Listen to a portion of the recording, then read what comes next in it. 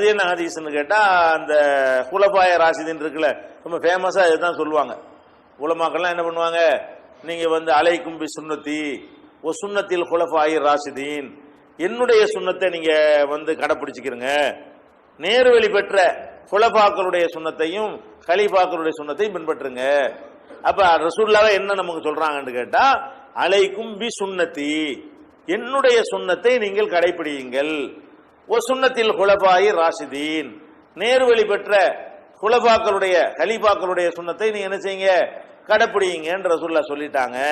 அப்ப நம்ம வந்து எப்படி குர்ஆன் ஹதீஸை நம்ம பின்பற்றுறோமோ, ரசூலுல்லாஹ்வை எப்படி பின்பற்றுறோமோ, அதே மாதிரி எதை பின்பற்றணும், குலபாய ராஷிதீன்கள் 4 பேர் வச்சுக்கிட்டாங்க. குலபாய ராஷிதீன் இவங்களாம் என்ன அர்த்தம் வச்சுக்கிட்டாங்க, அபூபக்கர், உமர், உஸ்மான், அலி தான் குலபாய ராஷிதீன்கள், இவங்களை நம்ம பின்பற்றுவது அவசியம். அப்ப ரசூலுல்லாஹ்வை பின்பற்றுவது மாதிரியே அபூபக்கர், உமர், உஸ்மான், அலி இவங்களெல்லாம் என்ன செய்யணும், நம்ம பின்பற்ற வேண்டும் அப்படின்னு சொல்லி ஒரு ஆர்குமெண்ட் வைப்பாங்க. அப்படி வச்சாங்கன்னு சொன்னா, அப்ப சஹாபாக்களை எல்லாம் பின்பற்றுறதுங்கிறதுக்கு அது பொருந்தாது, 4 பேருக்கு தான் பொருந்தும். அவங்க வாதப்படி சஹாபாக்களை பின்பற்றணும் வாதம் வைக்கிறாங்க. அப்படின்னா எல்லா சஹாபாக்களையும் பின்பற்றுவது இல்லைன்னு அவங்களே முதல் ஒத்துக்கிறாங்க. முதல் பாயிண்ட், அவங்க வாதப்படி யாரை தான் பின்பற்றணும், குலபாய ராஷிதீன்களை தான் பின்பற்றணும். மீதி உள்ள மற்ற லட்சக்கணக்கான சஹாபாக்கள் இருந்திருந்தாங்கன்னா அவங்களை பின்பற்றுவதை பற்றி இது பேசவே இல்லை, அவங்க வாதப்படி. ஆனா உண்மையில் என்னன்னு பாத்தீங்கன்னு சொன்னா, இந்த ஹதீஸும் வந்து அறகுறையாக விளங்கி கொண்டதுனாலதான் இது வருது. ஏன்னு கேட்டா, இந்த ஹதீஸை வந்து பல அறிவிப்பு வருது. ஒவ்வொரு அறிவிப்புலையும் ரசூல் ஸல்லல்லாஹு அலைஹி வஸல்லம் வந்து ஒவ்வொரு வார்த்தையை சேர்த்தே சொல்றாங்க. இந்த அலைக்கும் பி சுன்னத்தி ஒ சுன்னத்தில் குலபாய ராஷிதீன் இருக்குல்ல, அதாவது என்னுடைய சுன்னத்தையும் நீங்க கடைப்பிடிங்க, குலபாய ராஷிதீன்கள் சுன்னத்தையும் கடைப்பிடிங்கன்னு சொல்லும் போது அதோட ஒட்டி என்ன சொல்றாங்கன்னு கேட்டா, ஈயாக்கும் முஹதஸாத்தில் உமூர், பிதஅத்துகளை எச்சரிக்கிறேன். அந்த கலீஃபாக்களை பின்பற்றும் போது பிதஅத்து வராம பாத்துக்கிறேன்னு சேர்த்து அதுல வருது பாருங்க. அதனுடைய பாதி இது. எதுல வந்து குலபாய ராஷிதீனை பின்பற்ற சொல்லி ரசூலுல்லாஹ் சொல்றாங்களோ அந்த ஹதீஸ்லயே அடுத்து சிலதுல வந்து அதுக்கு பிந்தி இந்த வார்த்தை வரும், சில அறிவிப்புல அதுக்கு முந்தி இந்த வார்த்தை வரும். இந்த வார்த்தை கலந்தே தான் வருது. எப்படி வருது, ஈயாக்கும் முஹதஸாத்தில் உமூர், புதிதாக உண்டான காரியத்தை எச்சரிக்கிறேன். அப்ப குலபா ராஷிதீனை பின்பற்றுறது என்பதற்கு என்ன அர்த்தம் இல்ல, இபாதத்து அர்த்தம் கிடையாது. அதுல நான் உங்களை எச்சரிக்கிறேன். குல்ல முஹதஸத்தின் பிதா, ஒவ்வொரு புதிய காரியமும் அனாச்சாரம், குல்ல பிதஅத்தின் லலாலா, ஒவ்வொரு அனாச்சாரமும் வழிகேடு, ஒவ்வொன்றும் உங்களை நரகத்துல சேர்த்துரும் என்று சொல்லி அதை இணைச்சு சொல்றாங்க. அதாவது நீங்க கலீஃபாக்களை பின்பற்றுங்க, ஆனா பிதஅத்து செஞ்சு விடாதீங்க. எப்படி அழகா கோர்க்கிறாங்கன்னு பாருங்க. அப்ப கலீஃபாக்கள் யாரு, ஜனாதிபதிகள். அப்ப அதிகாரம் உடையவங்க, அதிகாரம் உடையவங்களுக்கு நீங்க கட்டுப்படுங்க. ஆனா அதிகார உடையவங்களுக்கு கட்டுப்படுறதுல எதுல கவனமா இருங்க, பிதஅத்துல கவனமா இருந்துருங்க. பிதஅத்துனா இபாதத்து விஷயங்கள். பிதஅத்துனா என்னது, வணக்க வழிபாடு விஷயத்துல அது கிடையாது. அவங்க கலீஃபாங்கிற முறையில, ஜனாதிபதிங்கிற முறையில அவங்களுக்கு சில அதிகாரம் இருக்கும். அவங்க சொல்ல நீ கேட்டுதான் ஆகணும். அதைத்தான் நீங்க கேட்கலாமே தவிர பிதஅத்து செஞ்சேன்னு வைங்க நடக்கிறது வேறன்னு சேர்த்து எச்சரிக்கிறாங்க. அப்ப அந்த ஹதீஸ்லயே முழுசா எடுத்து பாத்தீங்கன்னா, அந்த இதெல்லாம் நீங்க டெக்ஸ்ட்லாம் எடுத்து வாங்கி வச்சுக்கணும். ஹதீஸ் அரபி மூலத்தோடைய அந்த ஈயாக்கும் அந்த சேர்ந்தே வரும்ல, அந்த ஹதீஸ் அபுதாவுது, திருமதி, நசை, இப்னு மாஜாவுல எல்லாம் இந்த ஹதீஸ் அறிவிப்புகள் இருக்கிறது. அந்த மூலத்தோட எழுதி வாங்கி வச்சுக்கிட்டீங்கன்னா என்ன செய்யலாம், இங்க வரப்பா அதுக்கு பக்கத்துல வந்து சேர்ந்திருக்கா இல்லையா. அப்ப வந்து கலீஃபாக்களை பின்பற்றுன்னு சொல்லிட்டு அவங்க இஷ்டத்துக்கு பின்பற்றலான்னு இருந்தா இந்த வார்த்தை எதுக்கு சொல்லணும், பிதஅத்தை பத்தி ஏன் பேசணும், பிதஅத்தை விட்டு உங்களை எச்சரிக்கிறேன் என்று ஏன் பேசணும்டா அது வந்து தெளிவாயிரும். அடுத்து என்னன்னு கேட்டா, இன்னொன்னு நீங்க கவனிக்கணும், இது நிர்வாகத்தை தான் சொல்லுது. எது, இந்த கலீஃபாக்களை பின்பற்றுவது என்பது அவங்க தொழுத மாதிரி தொழுகிறது, அவங்க நோன்பு வச்ச மாதிரி நோன்பு வைக்கிறது, அதை குறிக்கவே இல்லை. ஆட்சியாளர்கள்ங்கிற முறையில் அவங்க சில உத்தரவுகளை போடுவாங்க, அந்த உத்தரவை நம்ம கட்டுப்பட்டு நடக்கணும். அதான் அதுக்கு அர்த்தம் சொல்றோம்ல.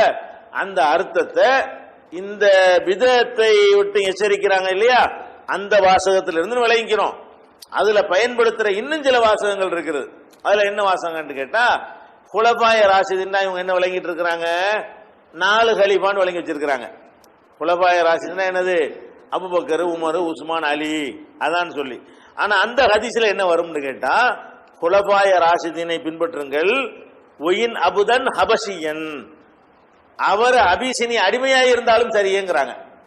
அப்ப 4 கலீஃபாவுல யாரும் அபிசினிய அடிமை கிடையாது. அது 4 கலீஃபாவை குறிக்கிற சொல்லா இருந்தா எந்த வார்த்தை வராது? அபிசினிய அடிமையாக ஒயின் அபுதன் ஹபஷியன், அவர் அபிசினிய அடிமையா இருந்தாலும் நீங்கள் பின்பற்றுங்கள் அப்படின்னு வார்த்தை வர்றதுல இருந்து என்ன அது சொல்லுதுன்னு கேட்டா, யாரு வேண்டாலும் எப்ப வேண்டாலும் ஆட்சியாளரா வருவாங்க. அது அபூபக்கர் உமரை தான் குறிக்கலாம் கிடையாது. யாரா இருந்தாலும் சரி, அபூபக்கர் உமராவும் இருக்கலாம், அதுக்கு பிந்தி வர்ற காலத்துல இன்னைக்கு கூட வரக்கூடிய ஒரு ஆட்சியாளராக இருக்கலாம். அவர் அபிசீனியா நாட்டை சேர்ந்த ஒரு அடிமையாக இருந்தாலும் அவரை நீங்கள் பின்பற்றுங்கள். அப்ப இது யாரை குறிக்குது? குறிப்பிட்ட 4 பேரை குறிக்கவில்லை. அபூபக்கர் அபிசீனிய அடிமை கிடையாது, உமர் அபிசீனிய அடிமை கிடையாது, அவங்க எல்லாம் குறைஷை சேர்ந்தவங்க. உஸ்மான் அபிசீனிய அடிமை கிடையாது, அலி அபிசீனிய அடிமை கிடையாது. அப்ப அந்த எந்த ஹதீஸ்ல குலஃபாய ராஷிதீன் வருதோ அந்த ஹதீஸ்ல என்ன சேர்ந்து வருது? ஒயின் அபுதன் ஹபஷியன், அவர் அபிசீனிய அடிமையா இருந்தாலும் நீங்கள் அவரை ஃபாலோ பண்ணுங்க. அப்ப இது அபூபக்கர் உமருங்கிறதுக்கு சொல்லப்பட்ட விஷயம் இல்ல. யாருக்கு இருந்தாலும் சரி, எவரா இருந்தாலும் சரி, ஆட்சின்னு வந்துட்டாங்கன்னு சொன்னா அதை கட்டுப்படுத்த நம்ம தீரணும். ஒருத்தர் ஜனாதிபதினு வந்துட்டாருன்னு சொன்னா அவரை நீங்க நிர்வாக விஷயத்துல கட்டுப்பட்டு போங்க. அவரை உடைச்சுக்கிட்டு 2 நிர்வாகம் ஆக்கிடாதீங்க.